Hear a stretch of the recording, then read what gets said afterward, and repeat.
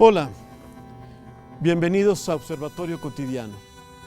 Soy Fernando Castañeda y el día de hoy vamos a hablar de un tema fundamental, la ciudad, y particularmente este proyecto de Naciones Unidas de Hábitat 3. Nos acompaña en el día de hoy el doctor Pablo Bayone, representante de Naciones Unidas ONU Hábitat en México. El arquitecto Gustavo Romero Fernández, que es académico de la Facultad de Arquitectura, y la maestra Silvia Mejía Reza, consultora de ONU Hábitat. Empecemos por lo básico. ¿Qué son Hábitat 3? Primero, permítame agradecerle la invitación a participar en este programa, dirigirme a su audiencia. Sabemos que llevan más de 100 años formando líderes en el futuro de este país y estamos muy honrados en compartir estos minutos con usted y con los compañeros del panel. Hábitat 3 es la conferencia de Naciones Unidas para las Ciudades Sostenibles. Como su nombre indica, es la tercera.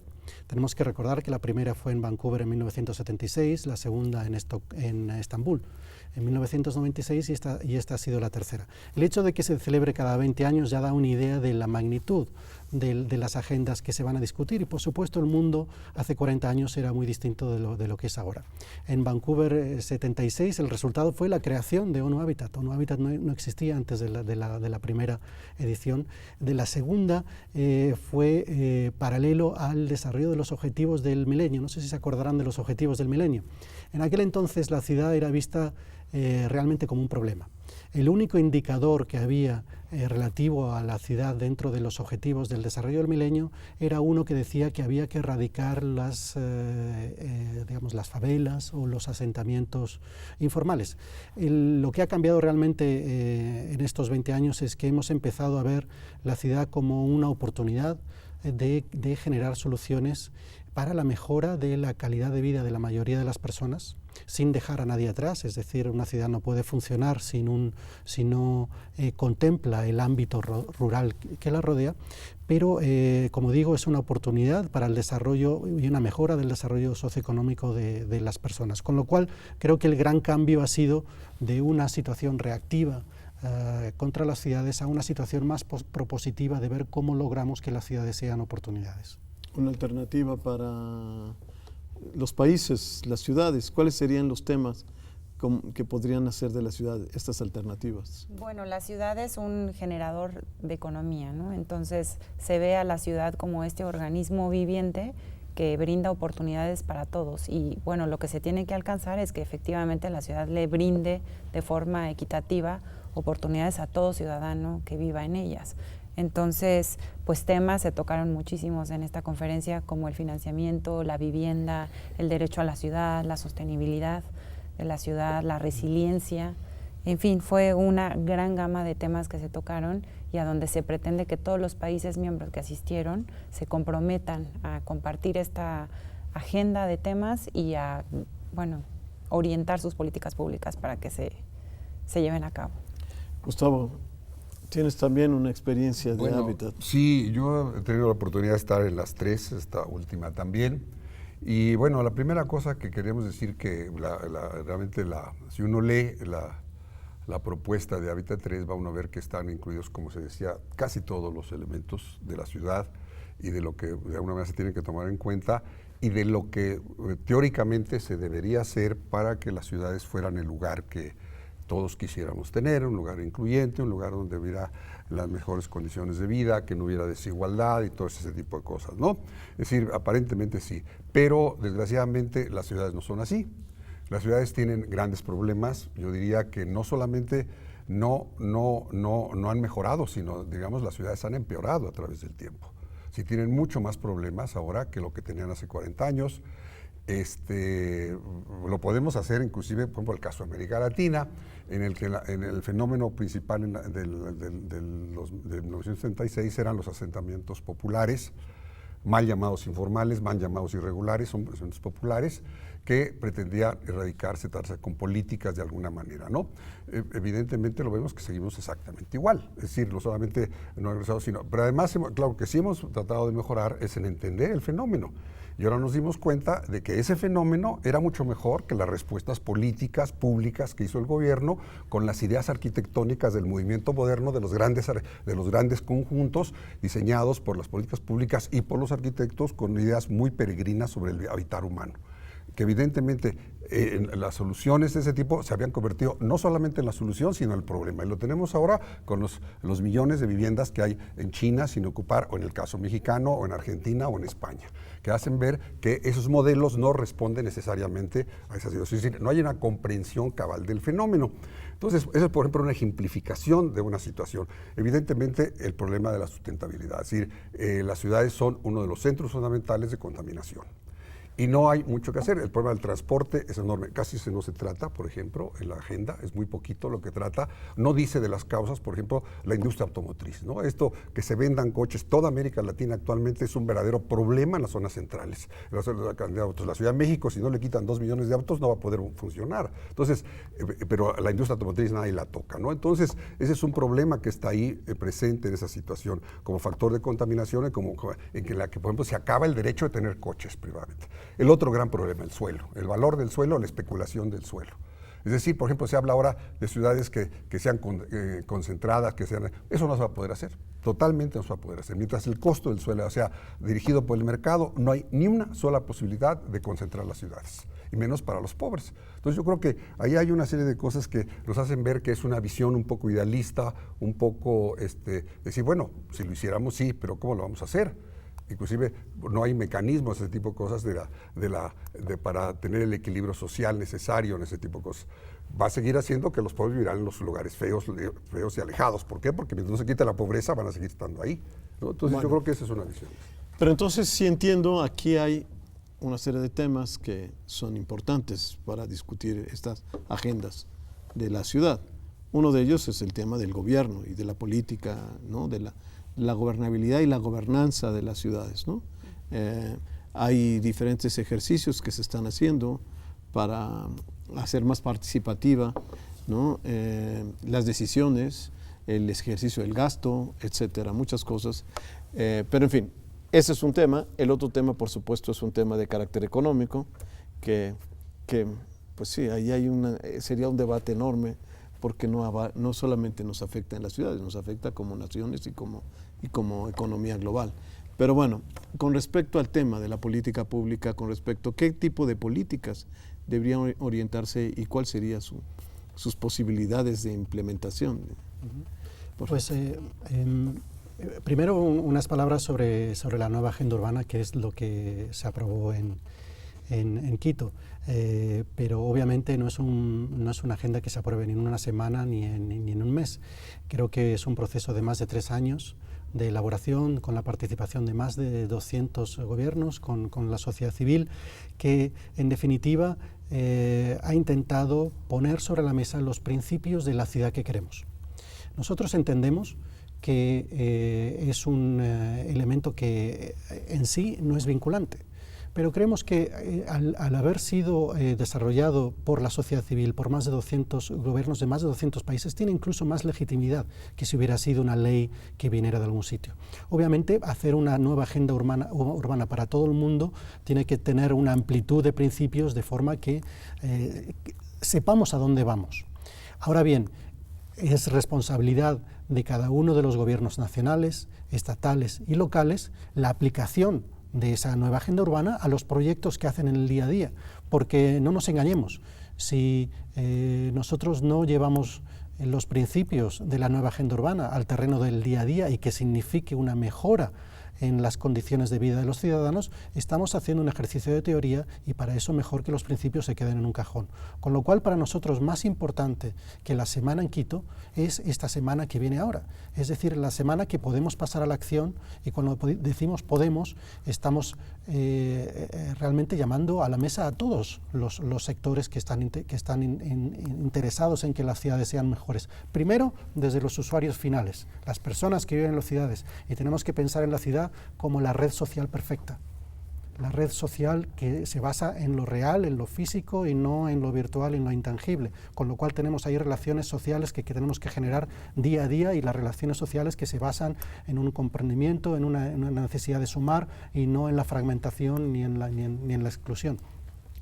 Entonces, a partir y con la vista puesta en el usuario final, digamos, en el consumidor de ciudad, que son las personas, todos los sectores tienen que empezar a sumar: el sector privado, las distintas esferas del gobierno, el local, el estatal y el nacional. Y aquí es lo que empiezan a generarse necesidades de alianzas y necesidades de cooperación, tanto pública-privada, pero igualmente importante, cooperación pública-pública.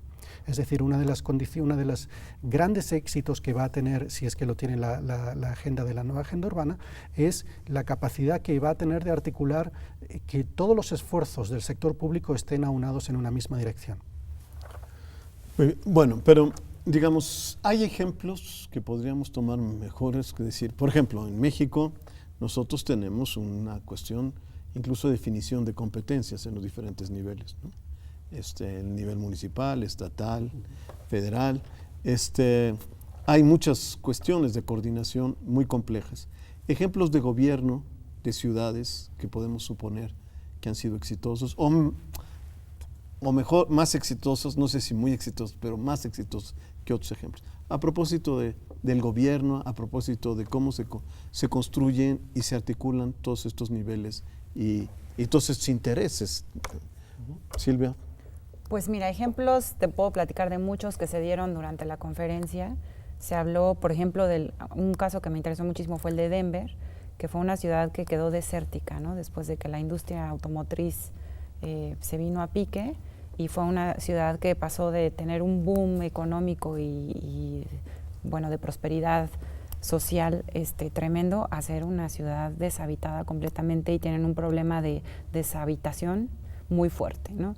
Y entonces el gobierno de Estados Unidos implementó una política muy contundente para reactivar esa zona, pero fue gracias a que vino la política desde lo nacional hasta lo local. Se pusieron de acuerdo en los 3 órdenes de gobierno para bajar recursos, para bajar apoyo técnico, etcétera, y poder implementar ahí un esquema de empleo muy fuerte para fortalecer a la ciudad. Y hoy en día está en marcha el proyecto y está teniendo resultados exitosos. Entonces, ciudades como esa, o por ejemplo está el caso de Medellín, que también se habló mucho y que muchos conocen, también ha sido gracias a la participación de las autoridades locales.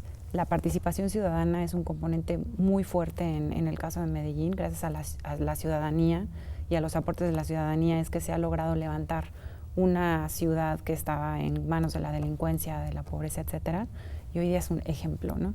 Entonces hay muchas ciudades que se pueden mencionar, y en el caso de México pues también tenemos ciudades como Aguascalientes, inclusive la Ciudad de México, ¿no? Ha tenido pues estrategias interesantes, por ejemplo en temas de movilidad, que van ayudando, ¿no? Sí. Digo, somos demasiados, entonces a veces se ven pequeñas las estrategias. Hacemos un corte y continuamos. Claro que sí.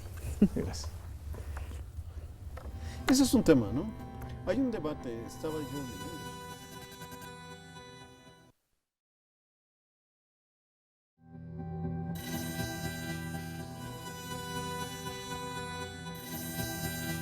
Bueno, regresamos a este tema que es fundamental y que es vastísimo. Pero, por ejemplo, el tema de la sustentabilidad o sostenibilidad. Hay quienes hablan de sostenibilidad y sustentabilidad. ¿Cuál sería el concepto más adecuado para hablar en las ciudades, ¿no? Sobre esto? Sobre estos problemas de mantener, de reciclar, ¿cuáles son los ejemplos, cuáles son las políticas, cuáles son los retos que sobre esto existen? No sé si alguien, Gustavo. Bueno, yo más quisiera decir brevemente que hay muchos ejemplos muy buenos de cosas que se hacen, pero no tienen una repercusión general. Hay unos más que otros, ¿no? De alguna manera, y porque ha habido participación ciudadana. Lo que se decía es muy importante. El hecho de eso va a poder triunfar si hay participación ciudadana, si hay sociedades que pasemos. Mientras haya estados representativos, gobiernos representativos, no vamos a poder avanzar mucho. Tendremos que ir a sociedades participativas y gobiernos participativos que vayan transformando esta situación. Entonces eso hará posible que se pueda digamos, equilibrar las fuerzas que actúan sobre la creación de ciudad, y esa tendrá que ser con la población misma, ¿no? Entonces, hay casos interesantes. Aquí se hizo, por ejemplo, el Instituto Federal hizo el programa de mejoramiento de vivienda, que lo diseñamos las ONGs junto con el gobierno, gratis, por cierto, nunca nos pidieron un quinto, y lleva 250,000 acciones. O el programa de mejoramiento barrial, que se hizo con el Movimiento Popular y todo, y que la base era, además se le quitó, por ejemplo, a la Secretaría de Desarrollo Urbano y Vivienda para pasarlo a social, porque el eje social. Entonces ahí también lleva más de 700 acciones con muchos problemas, situaciones de ese tipo, pero se van dando. Entonces, claro que hay ejemplos, pero eso hay que verlo en ese sentido. En términos de lo sustentable ha sido un gran problema, porque nosotros en arquitectura, yo tuve alumnos que en el año 68 me hablaron de la arquitectura ecológica y empezamos a meter en la arquitectura no avanzado, ¿no? Se confunde la arquitectura, las ecotecnias con la arquitectura sustentable, ese tipo de cuestiones. ¿Cuál sería la diferencia entre una y otra? Perdón. Pues la ecotécnica nomás hace como ejemplo los, ¿cómo se llaman? Los calentadores solares, hace algún ahorro de energía, por ejemplo, que no es tan fácil, es decir, no es tan sencillo. Pero, por ejemplo, propuestas urbanas hay muy pocas, ¿no? Nosotros hicimos en el 81 para la región de Valle del Yaqui, que no se pudo llevar a cabo, pero se han estado haciendo muchas cosas entre grupos ecologistas, pero muy pequeñas en realidad. El Infonavit y el Fobiste y otros gobiernos de gobierno en México hicieron vivienda con ecotécnica en los 80, 90, ninguna sirve actualmente. Todas se cambiaron. Entonces, es decir, hay una situación un poco, digamos, de falta de información, o hay cosas erróneas ahora como los muros verdes que son carísimos, las azoteas verdes que son increíblemente caras y que no funcionan tampoco. Entonces, hay todavía una moda ahí en ese sentido que es poco. No tenemos conocimiento de la huella ecológica, es decir, cuál es el daño que hacen los asentamientos humanos, los edificios concretos. Tenemos muy poca información. Sí sabemos, digamos, una cosa, que hay que reducir los gastos de energía, que irían desde la producción de materiales de construcción y técnicas de construcción hasta lo que cuesta un edificio. Pero el reciclamiento, por ejemplo, de materiales no tiene un sentido. No, porque eso también tiene otro problema. En el momento que tú reciclas un material, se te convierte en un material ya de costo y muy latas de cerveza o esas cosas. Esos son realmente experiencias muy relativas y no tienen ninguna posibilidad de tener una dimensión mayor, ¿no? Y tienen que ir en otro lado, pero además tienen que conjugarse muchos actores, por ejemplo, ¿no? Porque los arquitectos y los ingenieros hemos diseñado muchos sistemas de autoconstrucción que no sirven, o que no tienen inserción en el mercado, porque nunca se trata están muy bien diseñados en sí, pero muy mal diseñados para las realidades concretas, ¿no? Entonces ahí hay un problema también muy serio. Pablo, estabas mencionando toda esta importancia de que Hábitat 3 es el producto de un trabajo de ciudadanos, de consultas, de participación de varios países, y lo ves como un elemento muy importante, y me pareció interesante la idea, muy importante en términos, yo entiendo, de que hay más compromiso, ¿no? Es decir, decías, no es vinculante, pero al final de cuentas ahí hay una dimensión, digamos, política y moral pues de alguna manera tratar de cumplir, supongo, ¿no? Es muy relevante el punto que planteas, y creo que viene ligado a lo que está comentando el profesor, ¿no? Sobre el tema de la gobernanza, que es, digamos, quizá el cuarto eje de la sostenibilidad, además de la sostenibilidad ambiental, social y económica. El eje de la gobernanza es fundamental porque sin él ninguno de los otros tres funciona. Un elemento clave en una buena gobernanza es la continuidad de ideas más allá de ciclos políticos. Silvia mencionaba el ejemplo de Medellín. La transformación a mejor de Medellín, que creo que es reconocida ampliamente, no sucedió en 3 años. Tengamos en cuenta que las alcaldías de Medellín son, por un periodo de 3 años, no reelegibles. Eso quiere decir que llevamos 6 o 7 alcaldes que han continuado con una idea. Y han continuado con una idea, construyendo con lo que el anterior había dejado, que lo que había podido hacer en sus 3 años, habían tomado el relevo y continuado otros 3 años. Esto es una característica que hemos visto en todas las ciudades del mundo que tienen éxito con sus políticas. El denominador común es la continuidad. En todas aquellas ciudades que vemos cargadas de problemas, el denominador común es que cada 3 o cada 4 años entra un equipo de gobierno nuevo y cambia absolutamente todo lo que había hecho el gobierno anterior, que obviamente cada uno está en su derecho de verlo desde distintas perspectivas ideológicas y operacionalidad, pero siempre hay cuestiones de continuidad, porque al final del día la continuidad se refleja en el bienestar de los ciudadanos. El segundo punto que quería comentar en cuanto a la gobernanza es la importancia de tomar decisiones basadas en la evidencia.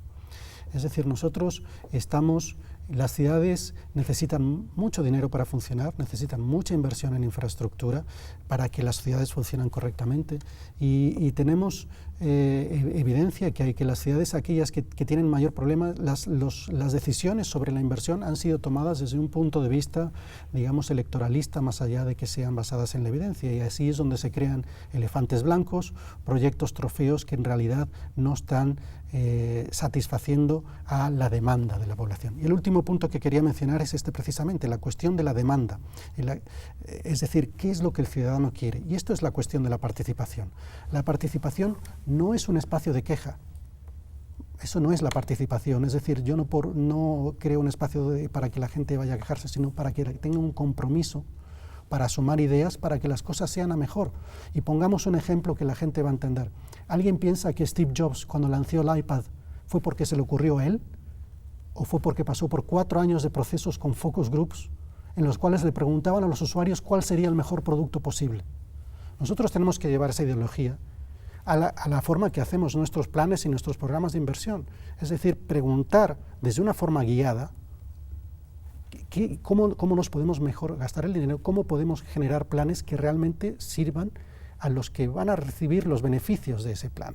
Y lo que no tendríamos que hacer es intentar que desde arriba hacia abajo tengamos la gran idea en un laboratorio con un delantal blanco como grandes creadores de que nuestro plan va a ser la solución, sin contar con aquellos con los que son los que realmente necesitan el plan. Muy bien. Bueno, el tema de la participación ciudadana, la consulta, el conocer, el tener fundamento en la toma de decisiones es muy claro, me parece muy importante y es cierto, mucha gente mejor prefiere creer que está innovando y impresionando por lo que hace. Eso también tiene un sentido político, pero ¿cómo la ciudadanía, digamos, en los ejemplos que conocemos, cómo hay participación ciudadana que de alguna manera podamos sentir que está obligando a los gobiernos locales, a sus municipios, a sus delegaciones, etcétera, a de alguna manera actuar en consecuencia? Tenemos ideas de cómo la participación ciudadana, además de la información que pueden tener bien fundada quienes toman decisiones, la participación ciudadana, ¿en qué ejemplos podemos ver que puedan impulsar, presionar? Sobre todo en sociedades muy estratificadas, como las latinoamericanas, ¿no? ¿Hay alguna cosa que nosotros podamos ahí aprender? Pues mira, por ejemplo, la ciudad de Tokio, la participación ciudadana es fundamental para la administración y la seguridad de la ciudad. Tienen muchísimas aplicaciones en los teléfonos que la ciudadanía utiliza para reportar emergencias, fallas en la ciudad, lo que sea. Y entonces el monitoreo permanente de la ciudadanía hacia su ciudad y reportar, denunciar, etcétera, lo que está pasando, bueno, eso además de disminuir en costos para el administrador de la ciudad, permite que la ciudadanía se empodere del lugar en donde vive y continúe participando.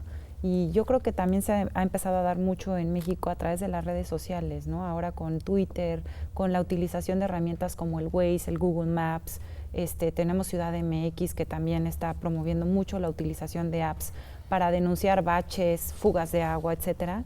Ha estado empezando a funcionar. Yo soy usuaria de eso, entonces doy reconocimiento de que sí funciona.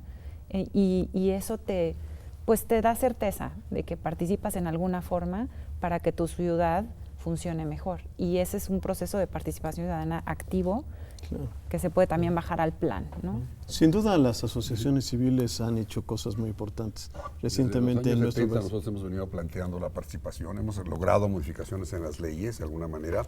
No siempre como es posible, en el 93 logramos la inclusión que en la participación, pero era solamente la presentación del proyecto que hacían los especialistas para ver si la gente lo aprobaba.